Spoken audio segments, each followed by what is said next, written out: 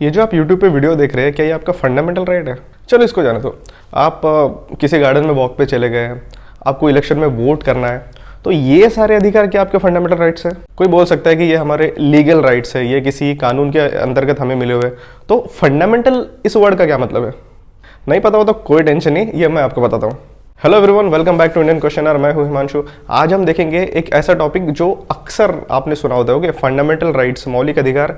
ये हमने किसी ना किसी तरीके से सुने होते हैं, मगर फंडामेंटल इस वर्ड का क्या मतलब है ये आज मैं आपको एक्सप्लेन करूंगा। फंडामेंटल इस वर्ड के दो मतलब होते हैं।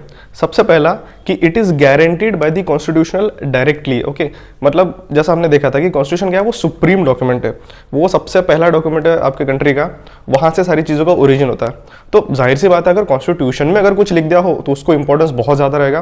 फंडामेंटल राइट्स डायरेक्टली कॉन्स्टिट्यूशन में लिखे गए, संविधान में डायरेक्टली लिख दिया गया कि आपके राइट टू फ्रीडम ये सारी चीजें हैं, आपका राइट टू इक्वालिटी ये सारी चीजें हैं। तो फंडामेंटल राइट्स फंडामेंटल इसलिए कही जाती है because it is originated directly from the constitution. दूसरा ये है कि फंडामेंटल राइट्स बहुत इंपॉर्टेंट होते हैं for the overall development of an individual. Okay, अब ये ओवरऑल डेवलपमेंट में भी बहुत सारे अलग अलग पैरामीटर्स आ सकते हैं डेवलपमेंट के, लेकिन हम चार मेन पैरामीटर्स देखेंगे। पहला मटेरियल डेवलपमेंट, मतलब फूड, क्लोथिंग, शेल्टर बोलते हैं ना कि छत, सर पे छत हो, रहने के लिए घर हो, आपके पास एक नौकरी हो, आपको खाना मिल रहा हो, मतलब बेसिक रिक्वायरमेंट्स होती है आदमी की, उसको हम मटेरियल वेलबींग्स बोलते हैं। कॉन्स्टिट्यूशन के अंदर ऐसे काफ़ी प्रावधान है, स्पेशली फंडामेंटल राइट्स के अंतर्गत, जो आपको ये राइट्स देते हैं कि आप अपने मर्जी का प्रोफेशन चूज कर सको, सो दैट उस प्रोफेशन के अंतर्गत अगर मैं कोई प्रोफेशन चूज करता हूं तो मेरे मटेरियल राइट्स सिक्योर हो जाते हैं। तो जो मटेरियल वेलबींग वाला फैक्टर है वो एक इंपॉर्टेंट कंपोनेंट है फंडामेंटल राइट्स का, और जो कॉन्स्टिट्यूशन के थ्रू आपका सिक्योर होता है। पर्सनैलिटी डेवलपमेंट का दूसरा पहलू आता है इंटेलेक्चुअल। अभी जैसे मटेरियल डेवलपमेंट एक इंपॉर्टेंट एस्पेक्ट है, वैसे इंटेलेक्चुअल डेवलपमेंट भी एक इंपॉर्टेंट एस्पेक्ट है। इंटेलेक्चुअल डेवलपमेंट कहाँ से सिक्योर होगी? आर्टिकल 19 समझ लीजिए, right to freedom. Right to freedom के अंतर्गत हम अपना फ्रीडम एक्सप्रेस कर सकते हो कि इंटेलेक्चुअल लेवल पे हम अपने आप को ग्रो कर सकते हैं, और ये हमें कहाँ से मिला है? Fundamental rights of the Indian constitution. फिर आता है मॉरल डेवलपमेंट। मॉरल मतलब खैर मोरालिटी, हर इंसान अंदर से मॉरल हो, इससे रिलेटेड भी बहुत सारे फंडामेंटल राइट्स हमारे संविधान में दिए गए हैं। सबसे सिंपल एग्जांपल ले लीजिए, आर्टिकल 14 के राइट टू इक्वालिटी। ये बताता है कि भाई सब लोग समान होने चाहिए, सबको इक्वल ट्रीटमेंट मिलनी चाहिए। तो ये एक इंपॉर्टेंट पहलू हो जाता है हमारे मॉरल डेवलपमेंट ऑफ पर्सनालिटी। और लास्ट में आता है स्पिरिचुअल डेवलपमेंट। स्पिरिचुअल खैर पर्सन टू पर्सन वेरी कर सकता है, ये कोई बोल सकता है कि मुझे इस फैक्टर का मतलब मेरे ऊपर इसका इतना इंप्लीमेंटेशन नहीं होता, बट इन जनरल हम अज्यूम करके चलते हैं कि स्पिरिचुअल डेवलपमेंट हर इंसान की जरूरी होती है। अब ये कहाँ से मिलेगी? आपका right to freedom of religion, जो कॉन्स्टिट्यूशन आपको गारंटी करता है कि मैं भारत देश में रह के कोई भी रिलीजन फॉलो कर सकता हूं। तो रिलीजन के माध्यम से समझिए या फिर नॉन रिलीजियस वे से भी इंसान का स्पिरिचुअल डेवलपमेंट हो सकता है। तो इन अभी ये जो चार चीजें हमने देखी, ये चारों चीजें अगर ठीक से इनकॉर्पोरेट हो जाए अपने अंदर, तो हम कह सकते हैं कि चलो भैया ऑल राउंड पर्सनैलिटी डेवलपमेंट एक इंसान का हो चुका है। मॉरल, मटेरियल, इंटेलेक्चुअल और स्पिरिचुअल। अभी ये सारी चीजें कहाँ से सिक्योर होती है? फंडामेंटल राइट से ये सारी चीजें सिक्योर होती है। फंडामेंटल राइट जो आपको दिए गए हैं उसका मकसद ये है कि आपके अंदर ये 3-4 चीजों का समावेश होना, मतलब ये सारी चीजें आप अच्छे से अपने अंदर इनकॉर्पोरेट कर लो और पूरी तरह से एक fundamental development of a human being ठीक से गारंटी हो। तो अब आपको फंडामेंटल का मतलब समझ में आ गया होगा कि फंडामेंटल राइट क्या चीज है। वो राइट जो बहुत ही ज्यादा इसेंशियल है कि भाई आपके पर्सनैलिटी डेवलपमेंट के लिए ये राइट्स की जरूरत है, और ये डायरेक्टली कॉन्स्टिट्यूशन के थ्रू आपको मिले हैं। ये दो मेन कारण है जिसके वजह से इन राइट्स को फंडामेंटल राइट्स बोला गया है। अब देखते हैं इन राइट्स का सोर्स क्या है। सबसे पहले इसका ओरिजिन हुआ था यूएसए में। Okay, the constitution of USA, उसके अंदर प्रोविजंस थी बिल ऑफ राइट्स की। जो हमारे इधर फंडामेंटल राइट्स है, वैसे ही वहाँ पे बिल ऑफ राइट्स है, जिनके अंदर सारे जो कहते हैं राइट्स जो यूएस सिटीजन्स को अवेलेबल है वो सारे मेंशन किए गए थे। मगर हमारे सिस्टम में जो फंडामेंटल राइट्स प्रेजेंट है वो बहुत ज़्यादा इलॉबरेट है। ओके, मतलब बिल ऑफ राइट्स के थ्रू हमने हमारे सिस्टम में फंडामेंटल राइट्स इनकॉर्पोरेट किए, मगर बिल ऑफ राइट्स में जितने राइट्स दिए हुए उससे कहीं ज़्यादा और बहुत ज़्यादा डिटेल और डिस्क्रिप्टिव वे में हमने हमारे फंडामेंटल राइट्स लिखे। अब आता है सिग्निफिकेंस पे, मतलब कि क्यों इसकी जरूरत है, इसका इंपॉर्टेंस क्या है। अभी देखो, एक मैं कंसेप्ट आपको एक्सप्लेन करूंगा, थोड़ा ध्यान से समझिए। अभी अगर आपको समझे कि किसी गार्डन में वॉक करना है, ओके, और गवर्नमेंट को ऐसा लगता है कि नहीं, ये गार्डन जो है ये वॉकिंग के लिए बना, हमें बंद कर देना है, और यहाँ पे मुझे कोई फैक्ट्री सेटअप करनी है। ओके, तो आप ये कहेंगे कि नहीं, हमारा इस गार्डन में वॉक करना ज़्यादा ज़रूरी है, ये हमारा अधिकार है, मुझे फ्रेश एयर चाहिए, मुझे मेरी सेहत का ख्याल रखना है। मतलब आप अपनी तरीके से जस्टिफिकेशन देंगे कि भाई मुझे क्यों यहाँ पे वॉक करना ज़रूरी है। At the same time government उनकी तरफ से जस्टिफिकेशन देगा कि नहीं, मुझे यहाँ पे फैक्ट्री लगानी क्यों, क्योंकि उससे रोजगार बढ़ेगा, उससे एम्प्लॉयमेंट जनरेट होगा, हमको टैक्सेस मिलेंगे, ओवरऑल वेलबींग होगा। तो ये बात आप समझ लीजिए कि जो फंडामेंटल राइट्स होते हैं, जब आप अपने फंडामेंटल राइट्स असर्ट करते हैं तो कहीं ना कहीं वो गवर्नमेंट के राइट्स के अगेंस्ट जा सकता है। अब गवर्नमेंट के राइट्स क्या, डीपीएसपीज। हमने हमारे पुराने वीडियोस में देखा था कि फंडामेंटल राइट्स हमारे हैं सिटीजन्स के, वैसे ही गवर्नमेंट के भी कुछ राइट्स है। मतलब गवर्नमेंट बोल सकता है कि हमें भी कुछ चीज़ें इंप्लीमेंट करने बोला है कॉन्स्टिट्यूशन ने, 2000 डीपीएसपीज। और डीपीएसपीज के अंतर्गत गवर्नमेंट पे रिस्पॉन्सिबिलिटी है कि भाई हमें एम्प्लॉयमेंट प्रोवाइड करके देना है, हमें लोगों का वेलबींग सोचना है। तो गवर्नमेंट तो बोल सकता है कि नहीं, यहाँ पे गार्डन नहीं रहेगा, यहाँ पे फैक्ट्री रहेगी, क्योंकि हमें डीपीएसपी इंप्लीमेंट करने।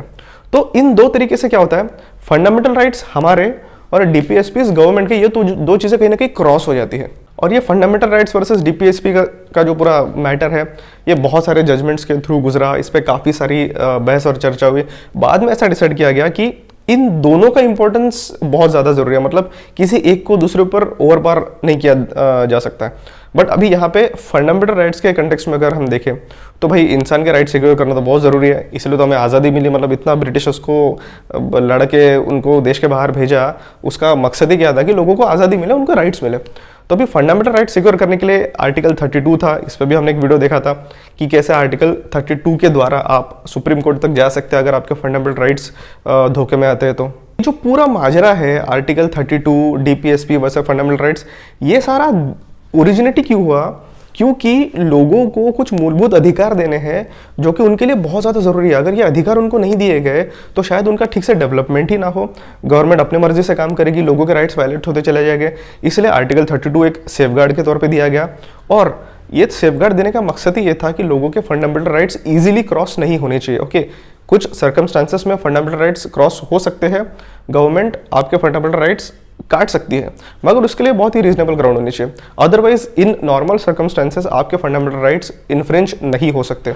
ओके, तो ये सिग्निफिकेंस है फंडामेंटल राइट्स का। हमारे कॉन्स्टिट्यूशन में फंडामेंटल राइट्स को इतना ज़्यादा महत्व ही इसलिए दिया गया है क्योंकि लोगों के राइट्स, इसको सबसे पहली प्राथमिकता आती है।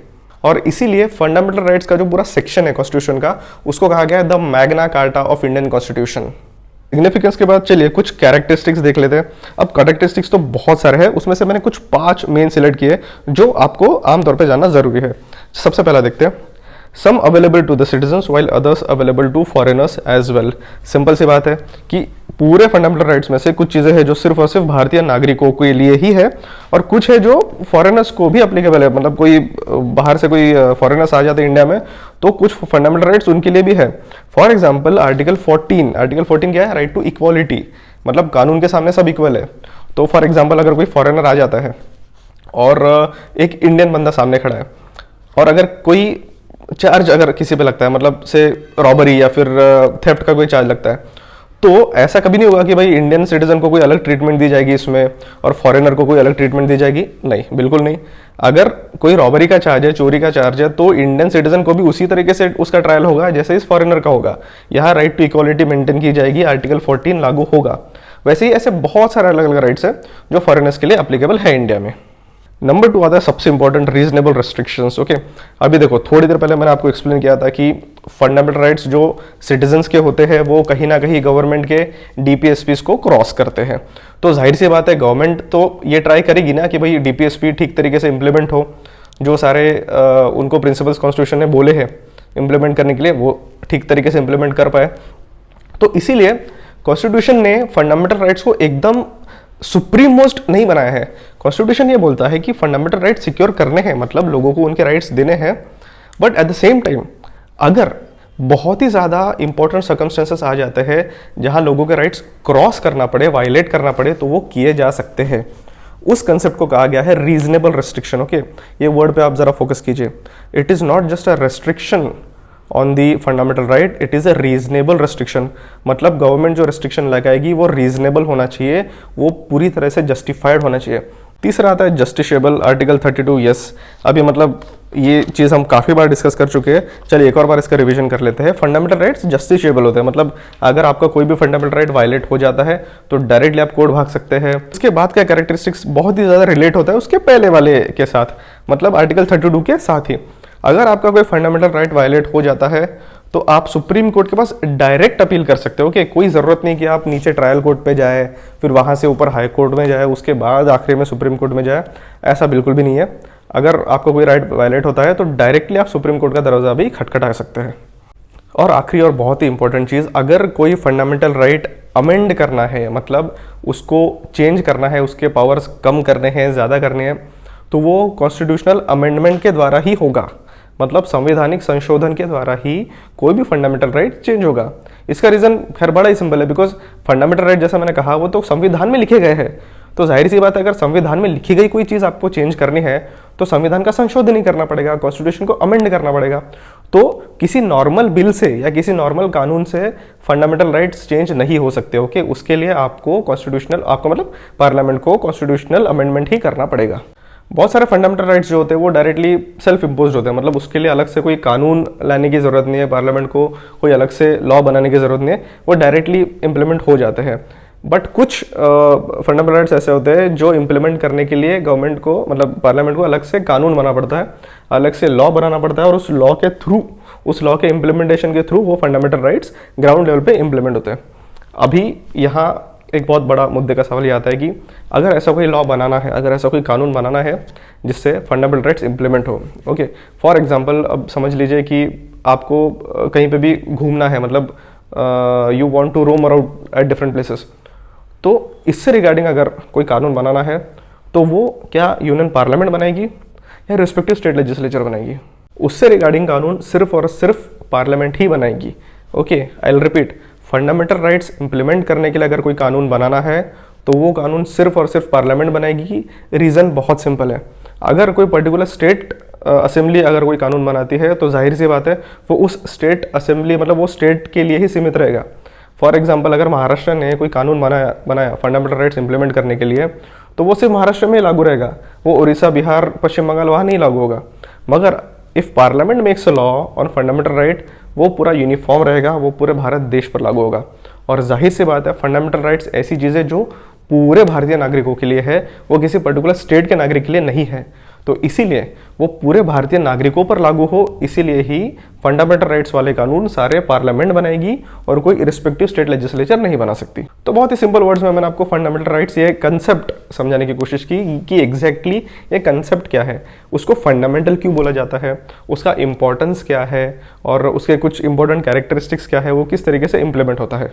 होप आपको वीडियो पसंद आया होगा तो प्लीज़ लाइक कर दीजिए, सब्सक्राइब कीजिए हमारा चैनल, और बहुत ही जल्द मिलते हैं एक और वीडियो के साथ जिसमें और कुछ बहुत इंपॉर्टेंट कंसेप्ट्स हमारे जनरल पॉलिटी से रिगार्डिंग हम डिस्कस करेंगे। Till then guys, take care of yourself, stay tuned for more such informative videos and good bye.